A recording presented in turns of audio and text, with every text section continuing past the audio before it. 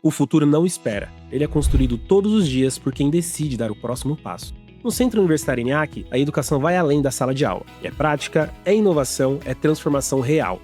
Aqui, o conhecimento ganha vida desde o primeiro dia, com tecnologia e experiências que conectam você ao mercado. Você aprende com quem vive o mercado. Centro Universitário ENIAC. Seu futuro começa aqui.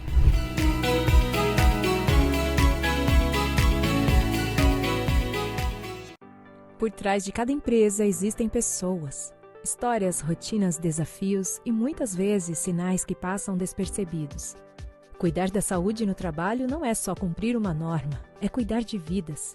Há mais de 25 anos, a Zuc está ao lado das empresas que escolhem fazer diferente. São mais de 150 mil vidas acompanhadas, com presença em todo o Brasil. Tecnologia e inteligência para simplificar, sensibilidade para entender. Zuc, Gestão Inteligente de Saúde do Trabalho e Riscos Psicossociais.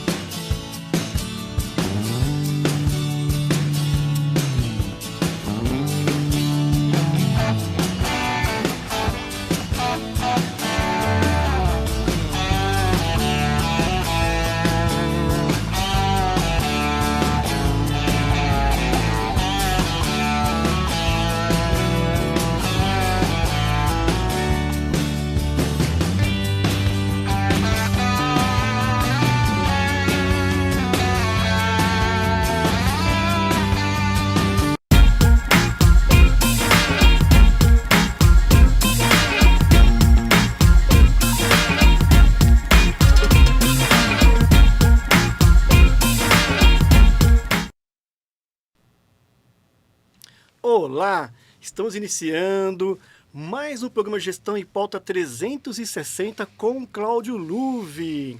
O programa está indo ao ar todas as segundas-feiras, às 19h30, no canal YouTube Gestão em Pauta 360 e na TV, às terças-feiras, às 23 horas, nos canais 8 da Vivo e 9 da Claro, em São Paulo, e às quintas-feiras, às 22h30, no canal 508 da Vivo e 3 da Claro, em Guarulhos.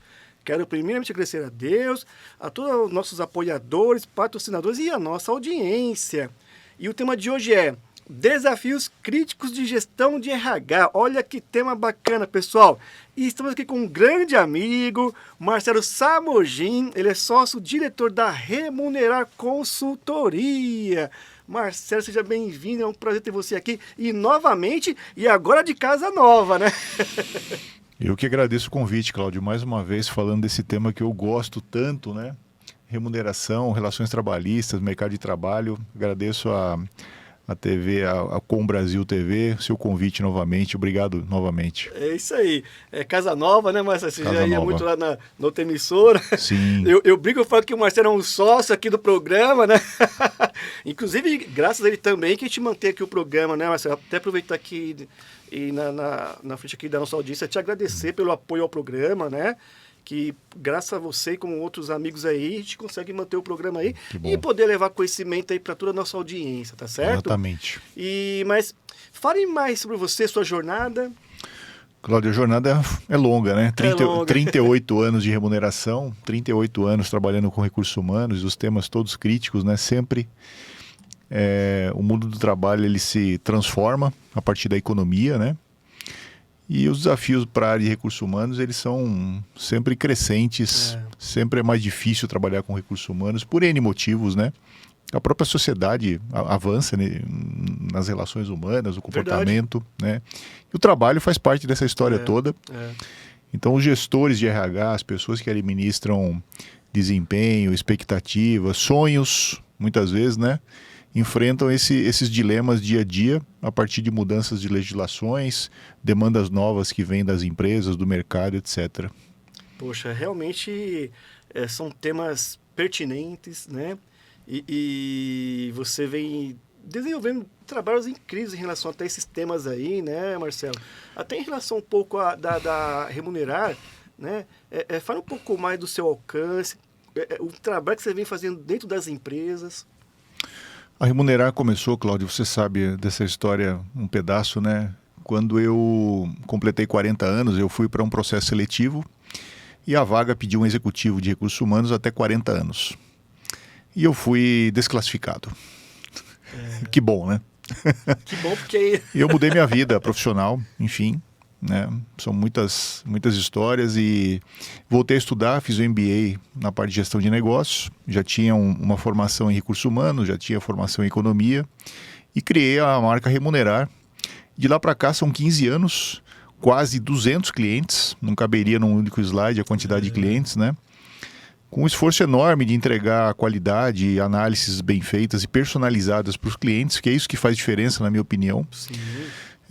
Nem sempre o cliente sabe qual é o problema real que ele tem de administração, né? Imagina que você atende uma pergunta, uma dúvida falando sobre pesquisa salarial.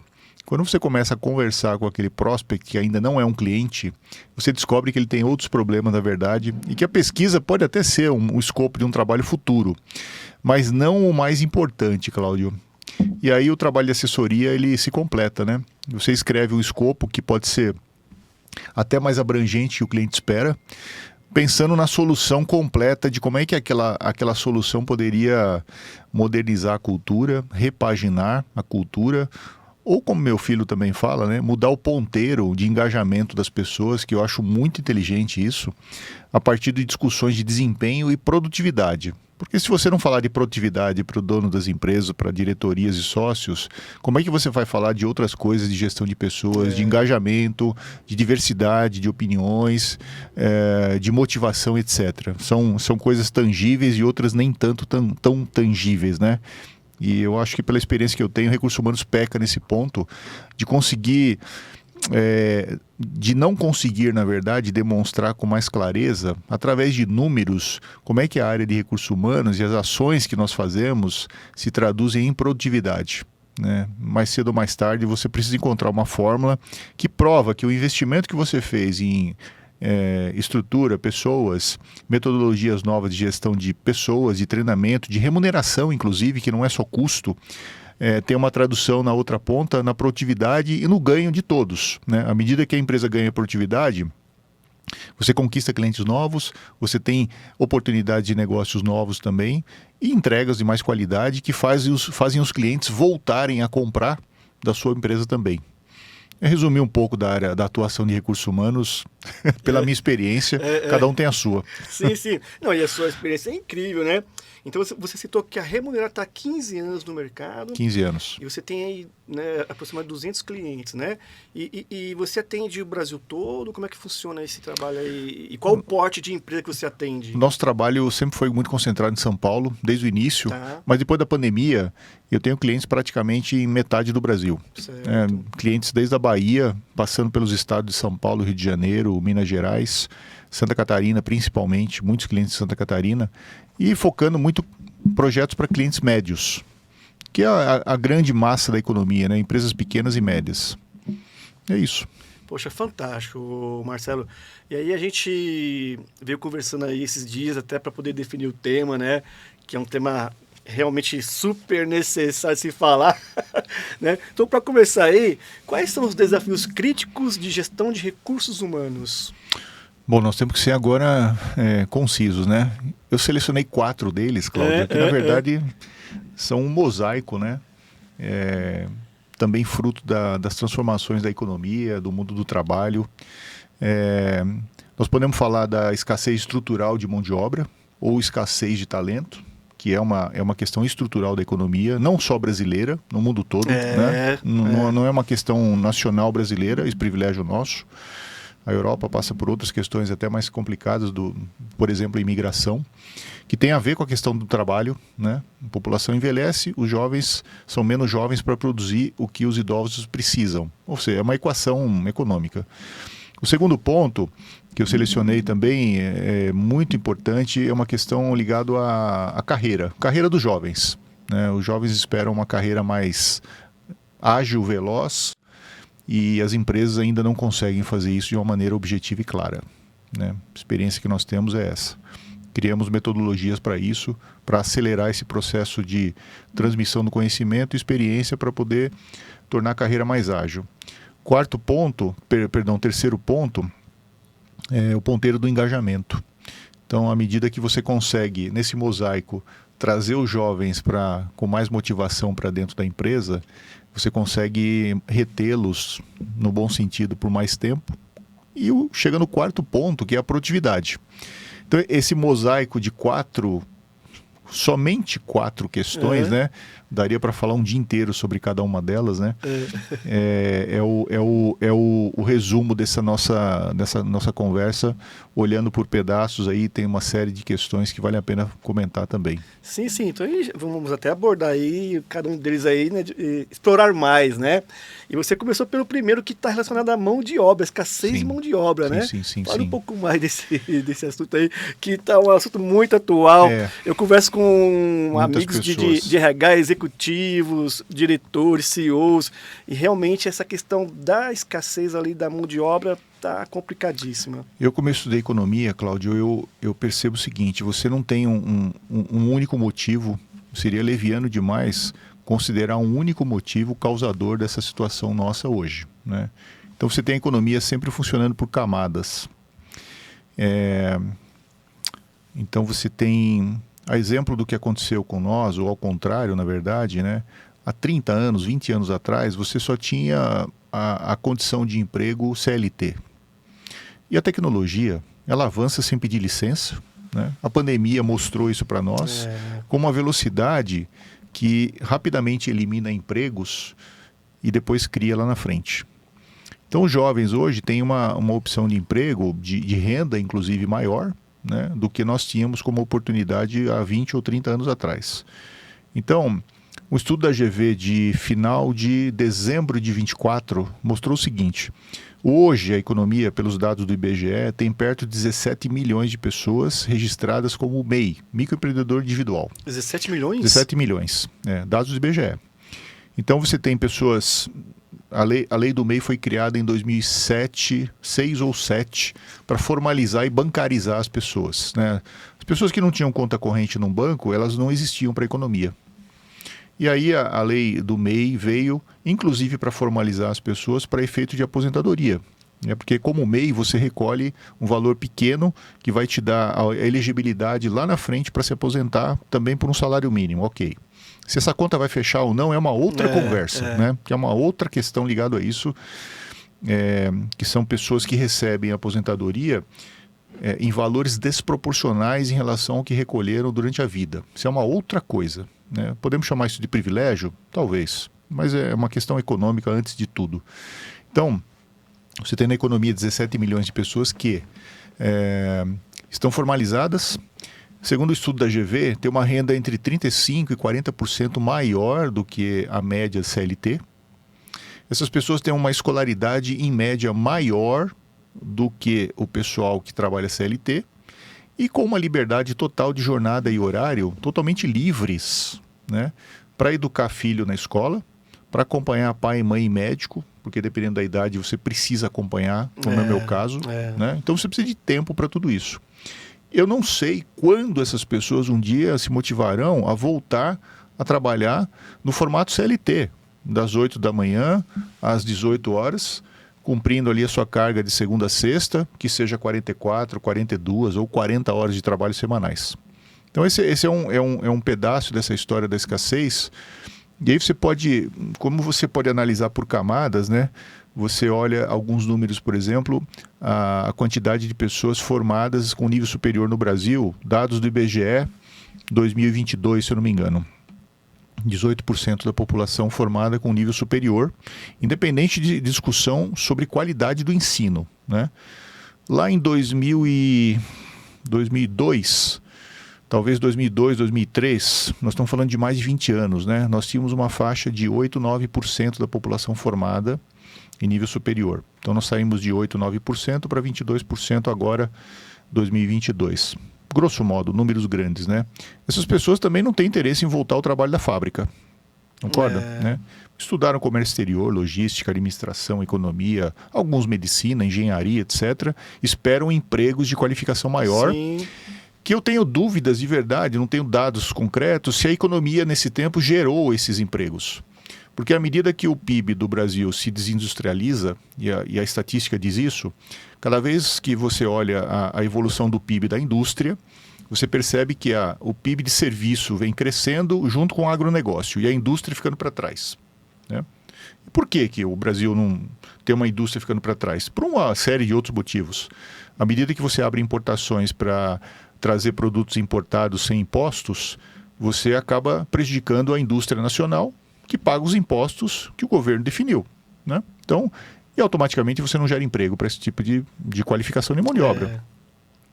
Então você tem uma série de análises que por camada, por exemplo, você tem uma estatística não me lembro se é do IBGE, mas uma quantidade enorme de pessoas, algo como 20, 25, 30% de pessoas formadas numa área X, que seja pedagogia, agroeconomia, ou melhor, engenharia agrícola, né? E que não trabalham na sua área de formação. Então, por quê? Por que as pessoas se formam numa área e não conseguem emprego naquela área? Então, é uma pergunta associada a isso. Então, elas se formaram e não conseguiram emprego, a economia não gerou emprego o suficiente para essas pessoas. Eu não sei a resposta, né? Cada caso, cada camada que você abre nessa conversa, você pode encontrar um motivo legítimo, né? Por exemplo, o FIES. O governo financia a formação dessas pessoas. Alguém um dia se perguntou se nós estamos formando engenheiros ou não formando, né? Pensando no salário médio também, porque a indústria tem um salário médio sempre foi maior que a área de serviços, né? Então você tem um planejamento ligado a essa questão da formação? Não tem.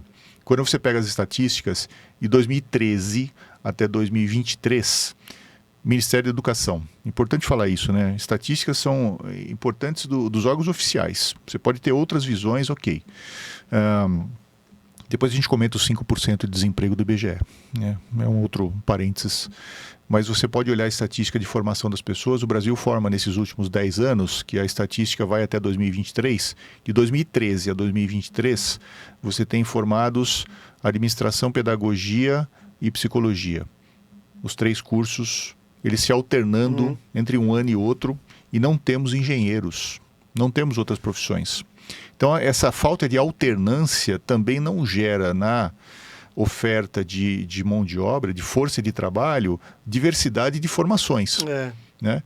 Então você tem uma série de questões que vêm sendo montadas ou fabricadas em 15 ou 20 anos e nós estamos sofrendo efeito hoje, né? Hoje eu vi um outro gráfico também que me chamou muita atenção sobre a demografia. Escutamos já há algum tempo que o Senai não tem alunos, inclusive em Guarulhos, né? Eu com você presenciamos reuniões lá no Ciesp, junto com o Dirceu lá e o pessoal muito bacana, dizendo que o Senai não conseguia alunos para os cursos básicos que eram tradicionais. Quando você olha a pirâmide de distribuição de jovens há 20 anos atrás, onde a base era enorme, e você olha hoje a base da pirâmide fazendo esse movimento, né?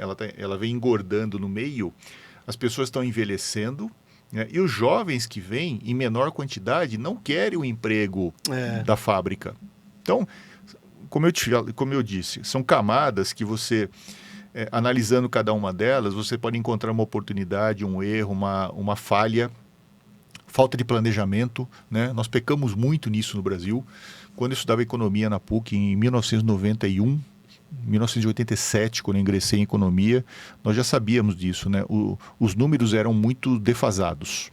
Então você analisava um número de hoje pensando num dado que vinha do censo feito há 5 anos atrás. Então você não tem essa... Hoje ainda os estados, os São Paulo, Santa Catarina, Minas Gerais, Rio de Janeiro, eles têm portais com dados mais seguros do que o governo federal. O governo federal trabalha muito a PNAD, trabalha muito a questão do censo e dali se juntam alguns dados. Mas quando você olha o número e a base, é de 2023, 2024. Nós estamos em 4 de agosto de 2026, certo? Então essa é a primeira camada de análise em relação à questão da escassez de mão de obra. E o efeito é esse. Você abre uma vaga, no estudo que nós fizemos, nós tínhamos 146 empresas.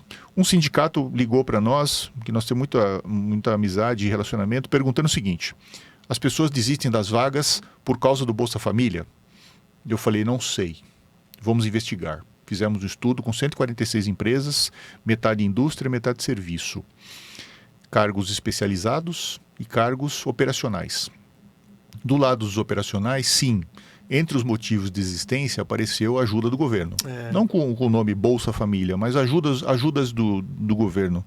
Do lado dos especialistas, saíram coisas como jornada de trabalho, oportunidade de carreira, remuneração e benefícios, que sempre nós temos essa questão toda, né? Então, você tem realmente pontualmente uma ou outra questão, mas, de novo, cada vez que você generaliza que o motivo é X, você comete um erro, né? Porque a economia ela é complexa demais. São Paulo é diferente. São Paulo capital é diferente do interior de São Paulo, que é industrial. Verdade, e aqui nós temos serviço. Quando você olha o PIB, por exemplo, de Santa Catarina, Florianópolis não tem o maior PIB que é a capital. O maior PIB é Joinville, que é industrial. Então você tem esses nuances, né, de comparações e que influenciam, inclusive, essa questão da mão de obra em cada lugar. Então, a história é longa. Então não existe uma única resposta. A ajuda do governo influencia a decisão das pessoas de terem ou não um emprego? Em alguma proporção, sim, para alguns casos operacionais. Sim. E aí eu ia comentar sobre a taxa de desemprego, que é sempre uma coisa importante da economia, que o IBGE calcula com base numa metodologia que vem da OIT, né, vinculado à ONU, para dizer que nós temos hoje 5 ou 6% de pessoas desocupadas. E quando você vai estudar esse número mais a fundo, Cláudio, você percebe o seguinte: a economia tem, na verdade, 14%, lá pelos números do site do IBGE mesmo, 14% de pessoas que não procuraram emprego há mais de 30 dias estão fora dessa estatística. Ou seja, se você somar 5% mais 14%, você chega a 19%. Então, uma parte desses 19% poderiam estar interessadas no emprego CLT, sim, mas hoje fazem o quê? Um bico, talvez, como MEI. Então, complementam a renda do que vem do governo, mais alguma coisa que você consegue de um trabalho esporádico, sim. E consegue ali fazer a sua vida funcionar de uma maneira honesta, ok. Né? Acaba ocupando ali um pouco do salário que para ele é adequado e sim. Tá tudo certo. E aí ali. Existe uma discussão, né? Por que o salário na indústria ou em determinado lugar é baixo? Né? Todas as reportagens que eu escuto, que eu leio, tem uma questão em relação ao salário. As pessoas não querem trabalhar no setor, na fábrica, porque o salário é baixo. Porque a produtividade do Brasil, do trabalho, também é baixa. Né? Geralmente falando, na média falando, porque quando você pega um estudo da OIT, inclusive, você tem 160 países e o Brasil aparece na 90ª posição, infelizmente, em relação à produtividade do trabalho, do quanto cada trabalhador gera por hora de riqueza para o país. Né? Nós estamos atrás de Argentina e Chile, para você ter uma ideia. Os dados são da OIT, são públicos da internet, qualquer pessoa pode acessar isso. E por que nós estamos tão atrás? Bom, quando você começa a perguntar por quê, né? Porque você pode ter uma carga tributária maior do que os outros lugares? Verdade. Você pode ter um custo de distribuição que não estimula investimentos mais robustos? Verdade. Você tem a questão da mão de obra, que também é difícil? Verdade. Você tem também a questão da insegurança jurídico-trabalhista? Também é verdade. Não somos especialistas nisso, mas toda matéria que você olha sobre isso, você percebe, né? Então, falta tecnologia? Falta tecnologia, falta qualificação das pessoas também, né? Então você tem uma série de motivos, de novo, você tem várias camadas que vão se somando, explicando um problema que é grande, né? O que leva empresas, por exemplo, a escolher o Paraguai para construir uma fábrica nova, ao invés de construir no interior de Santa Catarina, ou do Paraná, ou de São Paulo. Inclusive eu estava falando com um amigo sobre isso aí, né? Os impostos do Paraguai tá bem menor que o do Brasil, onde os empresários vão lá para poder... Com uma vantagem enorme, né? Porque com o Mercosul, você pode produzir na Argentina, no Chile, no Paraguai, Uruguai e trazer para vender aqui para 220 milhões de consumidores. Sim. Né? Com a vantagem do acordo do Mercosul. Porque é muito perto, aliás, o frete não é significativo nesse ponto. Sim. Mas a gente vai dar continuidade ao bate-papo aí, mas antes precisa anunciar com nossos patrocinadores, tá certo? À vontade. O Centro Universitário ENIAC, a ZUC Saúde Ocupacional, a Novitá Restaurantes Empresariais, a BemVT Gestão de Benefícios Corporativos, a Remunerar Consultoria, que está aqui o nosso amigo Marcelo aqui, né, o diretor CEO, e a Media Kitcom Comunicação. Durante o programa fica aparecendo aqui os logos e os Instagrams. Entrem e conheçam nossos parceiros patrocinadores, tá certo? Vamos aqui a um breve intervalo, mas fica aí com a gente, é rapidinho. O futuro não espera. Ele é construído todos os dias por quem decide dar o próximo passo. No Centro Universitário ENIAC, a educação vai além da sala de aula. É prática, é inovação, é transformação real. Aqui, o conhecimento ganha vida desde o primeiro dia, com tecnologia e experiências que conectam você ao mercado. Você aprende com quem vive o mercado. Centro Universitário ENIAC. Seu futuro começa aqui.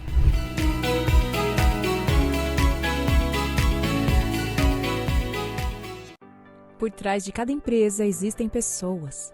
Histórias, rotinas, desafios e muitas vezes sinais que passam despercebidos. Cuidar da saúde no trabalho não é só cumprir uma norma, é cuidar de vidas.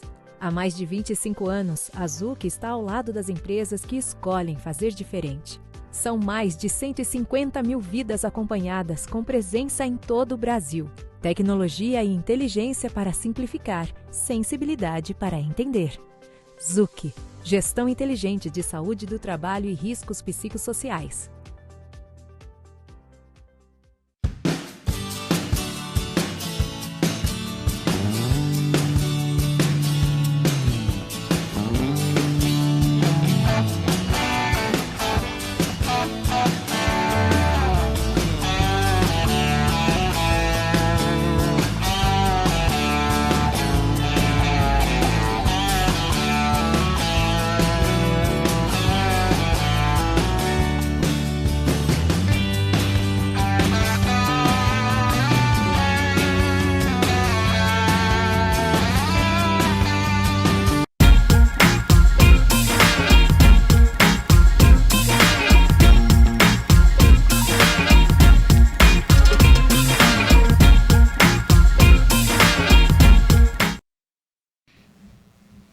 Olá, estamos de volta e o tema de hoje é Desafios Críticos de Gestão de Recursos Humanos.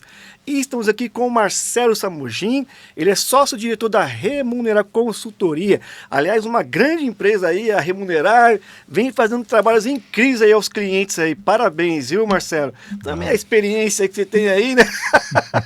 Acaba ajudando aí as empresas aí, né? São anos de estrada, Cláudio. Anos de estrada, né, Marcelo? Anos de janela. É isso aí.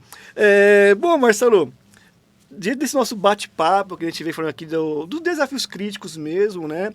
Um deles a gente trouxe a questão da escassez da mão de obra, que você trouxe alguns pontos aí, né? Uhum. E até puxando um gancho, a gente pode trazer um pouco para o lado do jovem também. A questão do jovem hoje no mercado de trabalho. Fala um pouco a respeito disso.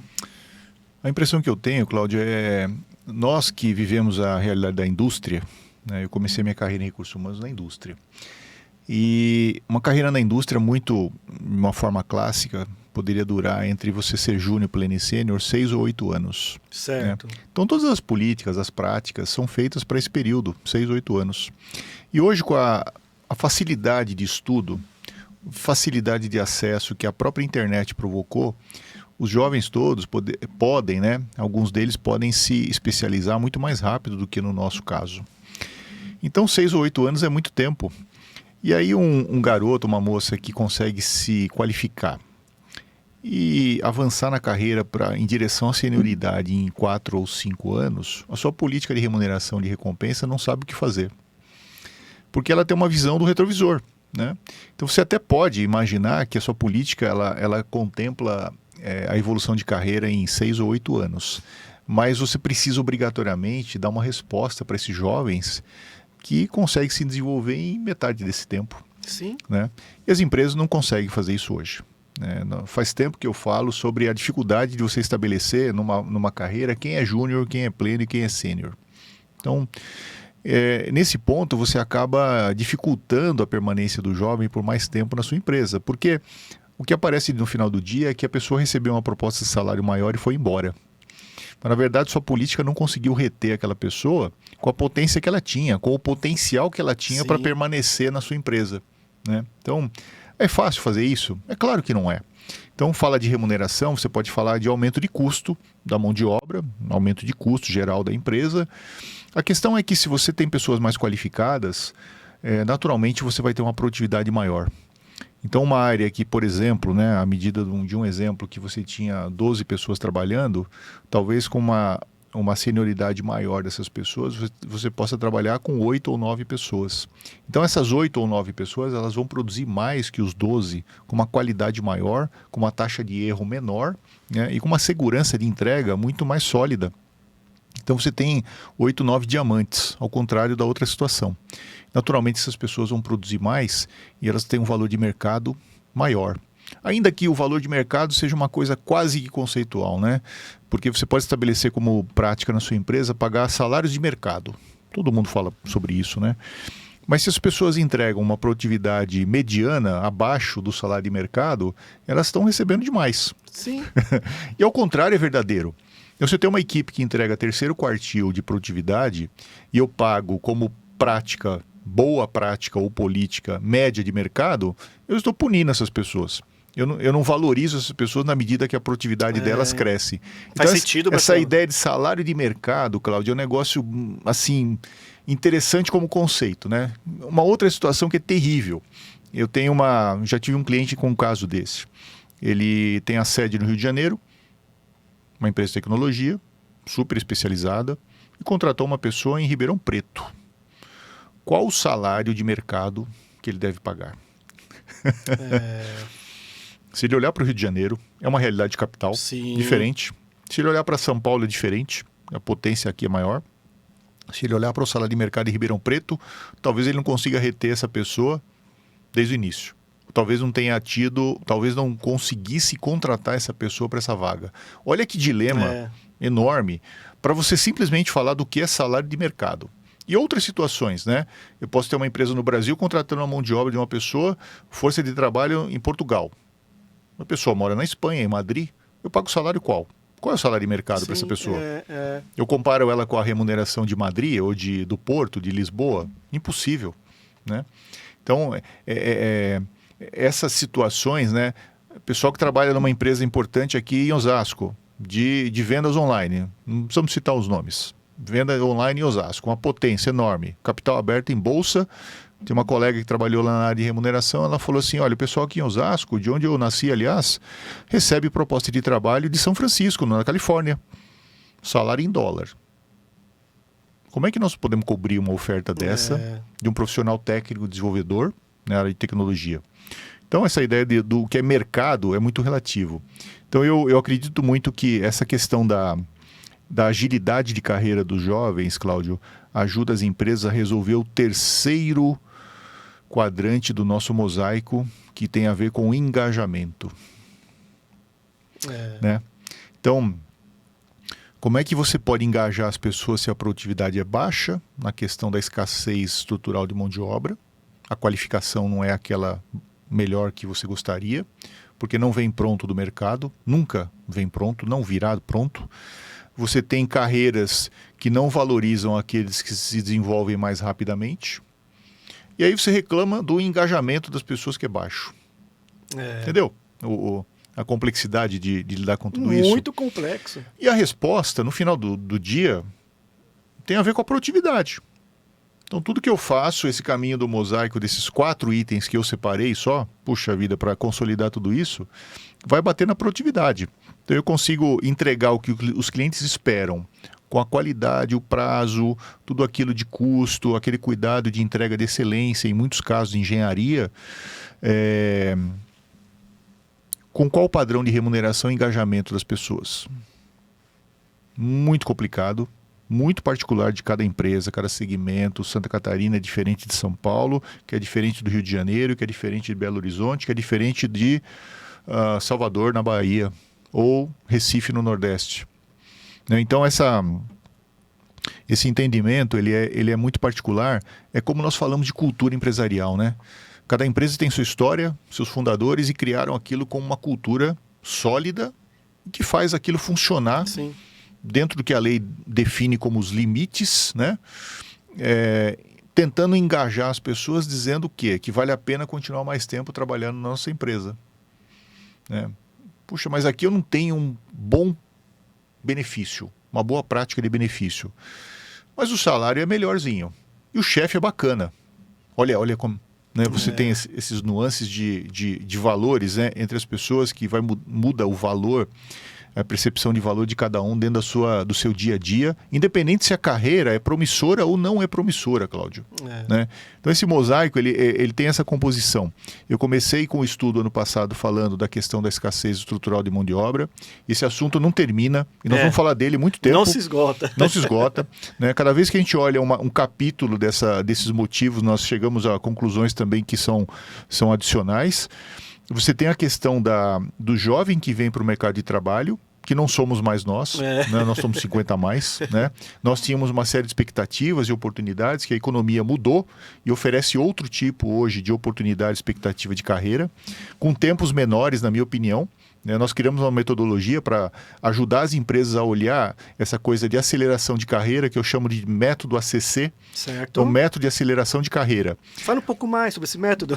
À medida que você tem jovens interessados em aprender mais sobre aquela carreira de uma forma mais rápida, você precisa deixar aquilo mais claro, qual é o caminho, para pensar na remuneração na segunda página.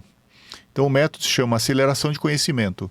Então você cria mecanismos para deixar transparente o que precisa ser, o que precisa de conhecimento, expertise para ser um júnior, para ser um pleno, para ser um sênior naquela área, e fomenta aquilo de alguma forma com a torneirinha, Cláudio, do orçamento de treinamento da empresa. Né? Estabelecendo prioridade de quem deve ser treinado primeiro.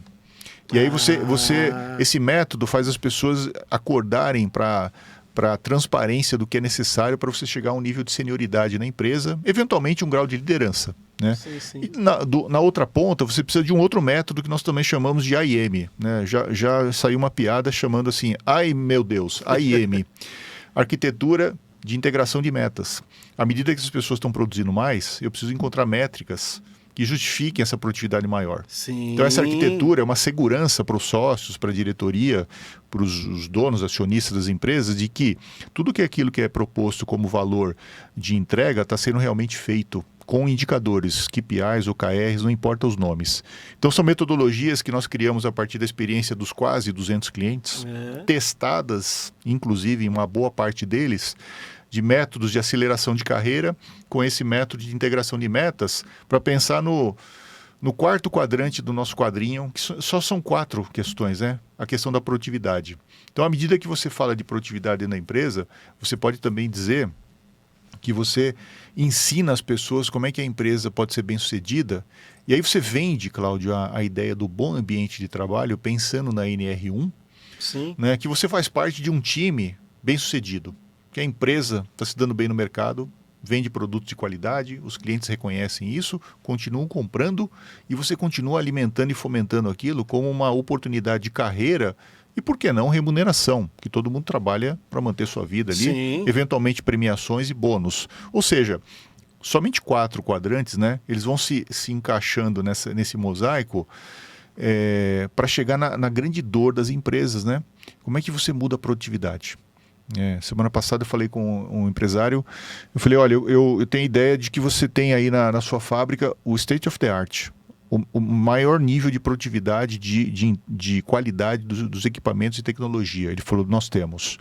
Então eu não consigo, se eu trocar essa fábrica toda, comprar equipamentos novos, a produtividade dessa fábrica deve crescer talvez 3, 4% ao ano.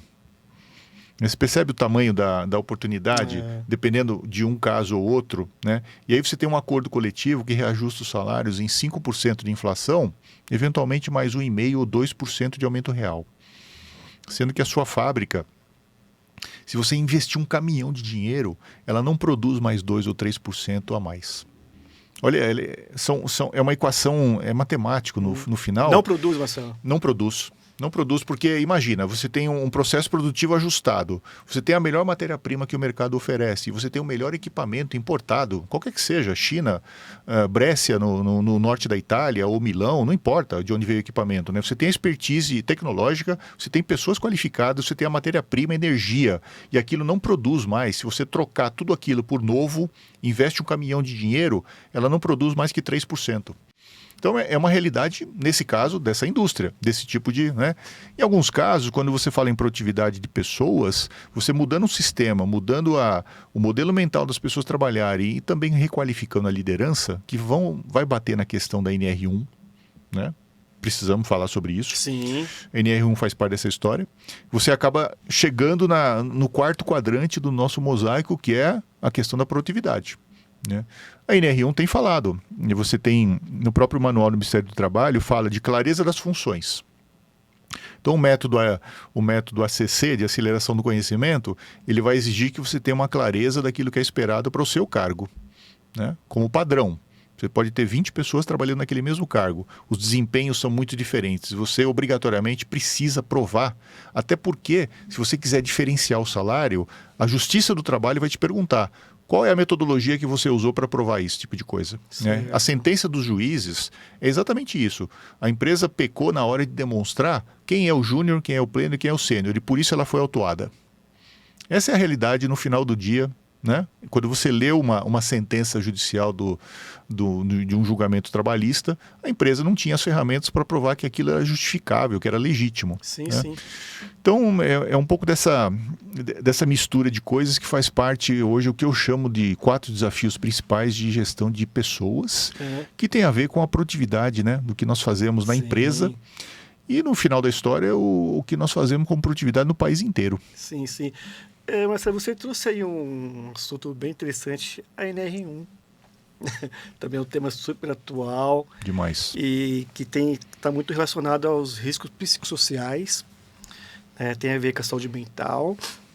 Então, para você propor um ambiente aí saudável, são vários lados, várias frentes, para que tenha um ambiente ali de qualidade, onde que se evite ali problemas até na justiça aí, em relação ao afastamento de colaboradores. Sim, sim. Né? Então, dentro desse contexto, então, a questão da remuneração faz todo sentido ali, né, Marcelo? Por exemplo, deixar claro, ter clareza ali das suas metas, por exemplo. Seria mais ou menos isso o caminho, Marcelo? O manual do Ministério do Trabalho, Cláudio, fala desses pontos em relação a como é que a NR1 conversa com as práticas de remuneração. Primeiro ponto, clareza das funções. Certo. À medida que você tem uma estrutura Sim. salarial organizada, num plano de cargos ou salários, os nomes são muitos, você consegue transmitir o que é esperado como desempenho, né? O segundo ponto fala de subcarga de trabalho, que é uma coisa muitíssimo complicada, pouco tangível, complicado. Mas à medida que eu consigo, pelo método que nós temos, o ACC, identificar quais são as competências que eu tenho no meu time de trabalho, certo. Quando eu tenho uma sazonalidade, que esse é o grande problema por trás dessa história, eu posso identificar pessoas que têm uma competência que serve para trabalhar num outro departamento. Então eu resolvi boa parte do problema da subcarga de trabalho. Ok? Metodologias. Sim. Né? 38 anos enxergando esse tipo de problema. A indústria tem sazonalidade mesmo, né? E muitas indústrias produzem muita coisa a partir de agosto, setembro, para estocar e vender no final do ano. Ponto. Outras trabalham em razão do clima, agronegócio. Dependendo da safra, você tem maior ou menor demanda de trabalho, né? A colheita do milho, etc., e dessas culturas, você tem uma janela de 30, 40 dias para fazer a colheita. Então, não é a empresa, o dono da empresa que define isso, né? Então, nós falamos da transparência das funções, clareza das funções, nós falamos de subcarga de trabalho. O outro ponto é sobrecarga de trabalho, que é perigosíssimo, né? Se você não tem uma metodologia, qualquer que seja ela, pode ser a nossa, AIM, Arquitetura de Integração de Metas, ou uma outra, para provar que aquilo tem uma metodologia para se estabelecer metas, de novo você vai cair nesse perigo de um fiscal, né, julgar ali na hora, junto com a CIPA, junto com a CIPA da fábrica, de que aquela meta não atendeu uma metodologia qualquer, saiu da cabeça do dono e aquilo tem um cheiro de meta abusiva. Pronto. Você não tem como se defender. Essa é a realidade hoje, Cláudio, das empresas, né? Não é todo mundo que fala sobre isso abertamente, mas a realidade é essa, né? Eu tenho colegas que falam de autuações já importantes no interior de São Paulo, com esse viés de julgamento do próprio fiscal de que aquilo era uma meta abusiva, porque não houve uma metodologia de discussão antes, né? O próprio Manual do Trabalho do Ministério do Trabalho fala dessa quarta questão, que é a remuneração justa, a remuneração correta, que é subjetiva demais, né? Você pode olhar para o mercado, entender que aquilo tem valor em relação ao resto das empresas que pagam aquilo, dentro daquele mercado ou segmento, ou você pode entender que aqueles prêmios que são definidos não saíram da cabeça do dono da empresa, eles têm uma metodologia ligada a indicadores, isso é uma proteção, né? E essa proteção é importante hoje mais ainda porque a questão de 20, 30 dias atrás, o TRT São Paulo, segunda região, soltou um julgamento de um caso dizendo que o prêmio por produtividade ele tem natureza indenizatória. Ou seja, na reforma trabalhista, o artigo 457 já definiu isso em 2017. E nós estamos em 2026, 9 anos depois, um julgamento no segunda instância cravou que os impostos não são devidos neste caso. Mas a empresa precisa, Cláudio, ter os indicadores e provar que tem uma metodologia de cálculo ligada ao desempenho e os indicadores de negócio daquela empresa, que não são, por exemplo, absenteísmo. Sim. Indicador de produtividade, seja fábrica, seja vendas, seja área de qualidade, manutenção, não importa. Então, você percebe que você tem a mudança do mercado de trabalho, você tem mudança de legislações, você tem demandas, né, novas de competição. Por exemplo, cada vez que o governo tira o imposto de importação de um item, ele ajuda na importação e ele acaba punindo quem produz aqui dentro porque o imposto se manteve alto. Esses desequilíbrios você precisa lidar de alguma forma, né? Então você tem mais dificuldade de vender os seus produtos porque o seu custo é maior. Sim. Né? E aí nós perguntamos por que a indústria no Brasil não avança, tem dificuldade de avançar. As respostas estão na mesa, claramente. Mas enfim, nós podemos falar da questão do trabalhista, a questão tributária é outra, que deve mudar ainda muita coisa, que na minha opinião talvez influencie até a questão da decisão de você ser CLT ou PJ. Né? Já perguntei para o meu contador, tenho visto alguns cálculos, alguns especialistas falando sobre isso de verdade, que são contadores e pessoas que trabalham nessa questão tributária, e a impressão que eu tenho é que depois de 2007, 2007, com a criação do microempreendedor individual, né, uma lei complementar número 126, se eu não me engano, estabeleceu as regras do MEI, inclusive os valores de faturamento e tal. A impressão que eu tenho é que depois da reforma tributária, as vantagens que você tinha de ser um MEI, trabalhando como um CLT dentro de uma empresa, elas vão desaparecer. Vai desaparecer? A impressão que eu tenho de cálculos. Cálculos. De cálculos. Porque o MEI hoje, Cláudio, se você grosso modo pega os cálculos, você se qualifica como MEI, você paga a partir de 6% o valor da nota, né? E ali já tem todos os impostos, 6%, 7%, 8%, até 11%, 12%, dependendo do seu faturamento. Como você terá que se qualificar para prestar serviço para outras empresas, esse seu cliente ele vai querer usar o seu imposto como crédito para abater o imposto dele. Só que o seu imposto não será, pelo que eu entendi das contas, não será mais 8%, 10%, deve saltar para 18%, 22%, 24%. Então, né, conclusão, Marcelo Samogin, ainda com interrogações, é que essas vantagens todas de você ser um PJ, trabalhando, aspas, como um CLT se fosse, não existirão mais no futuro. Mas eu não tenho números, eu não consigo, eu já perguntei até para o meu contador como é que nós podemos olhar isso com mais cuidado. Algumas questões da reforma tributária não estão definidas, inclusive percentuais, né, para poder ter certeza sobre essas mudanças. Então esse cenário que nós temos em relação a CLT, PJ, e o STF voltou a falar sobre pejotização a questão de 20 ou 30 dias Voltou a falar? Voltou a falar, porque os processos estavam bloqueados, É. né? Nenhuma decisão foi tomada durante um tempo.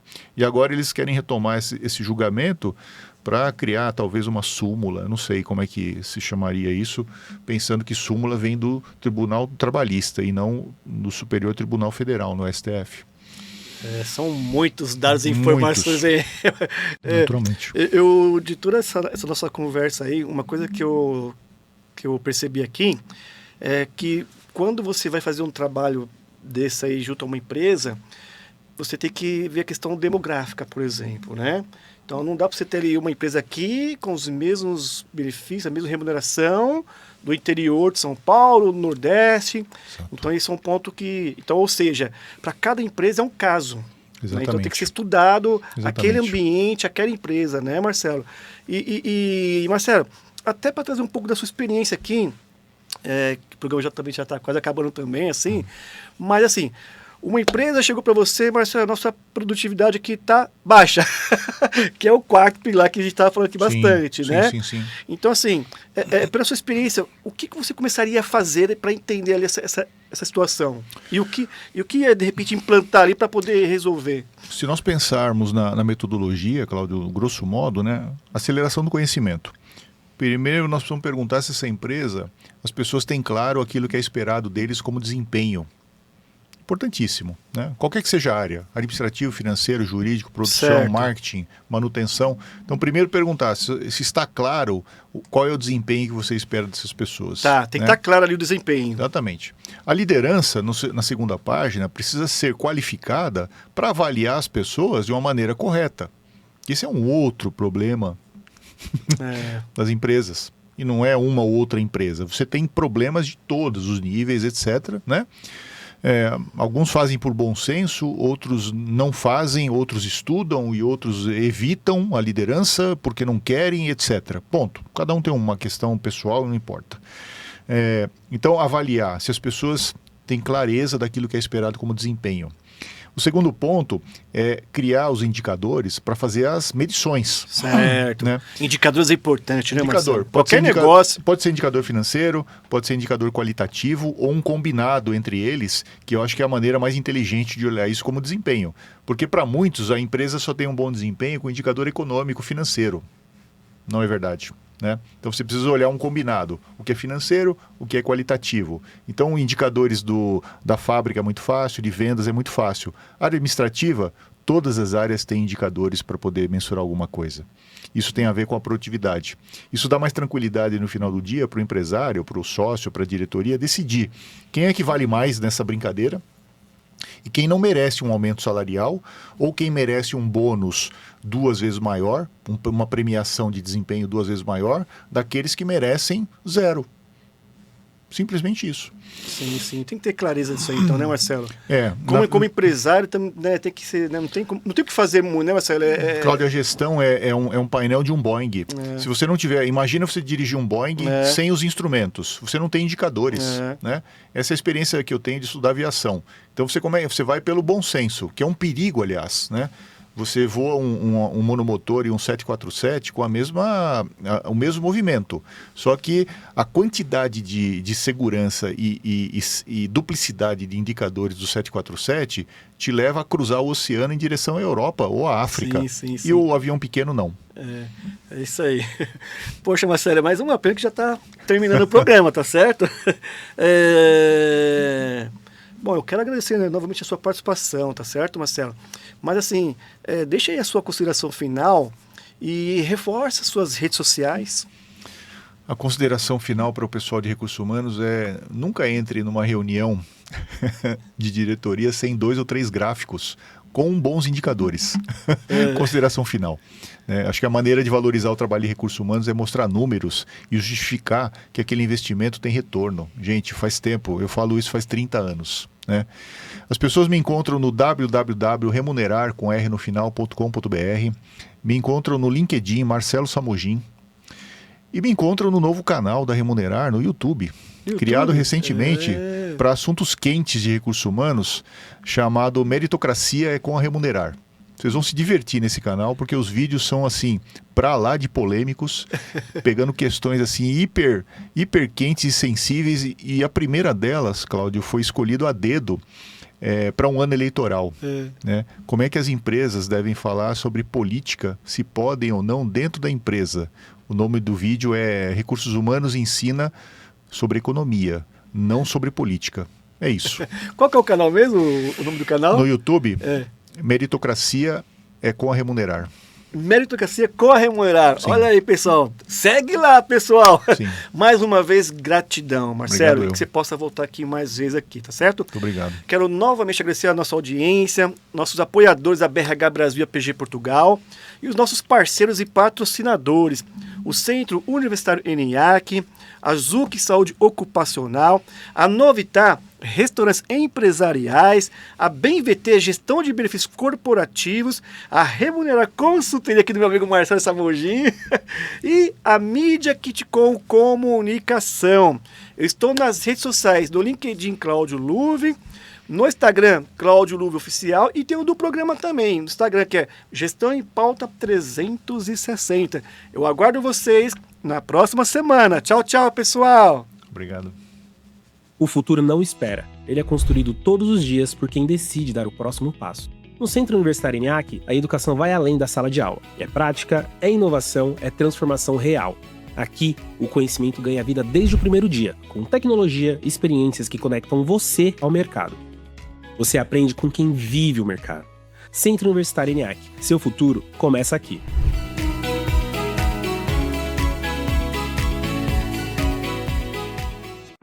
Por trás de cada empresa existem pessoas, histórias, rotinas, desafios e muitas vezes sinais que passam despercebidos. Cuidar da saúde no trabalho não é só cumprir uma norma, é cuidar de vidas. Há mais de 25 anos, a ZUC está ao lado das empresas que escolhem fazer diferente. São mais de 150 mil vidas acompanhadas, com presença em todo o Brasil. Tecnologia e inteligência para simplificar, sensibilidade para entender. ZUC, Gestão Inteligente de Saúde do Trabalho e Riscos Psicossociais.